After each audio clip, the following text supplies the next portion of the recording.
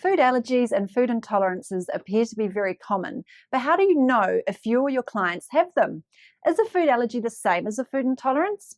Hi, and welcome to this Megabite online nutrition course on food allergy and food intolerance. This course is presented by Sharon Truman, who is an Australian accredited practicing dietitian.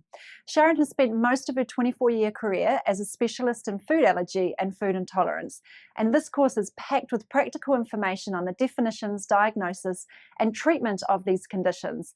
This course is approved by the Commission on Dietetic Registration as 3 CPEU hours at level 3. As with all Megabite courses, you get an online multiple choice questionnaire to test your knowledge before and after, a self-study reflection form, and a certificate of completion to add to your professional learning portfolio. So what are you waiting for? Click on the link now.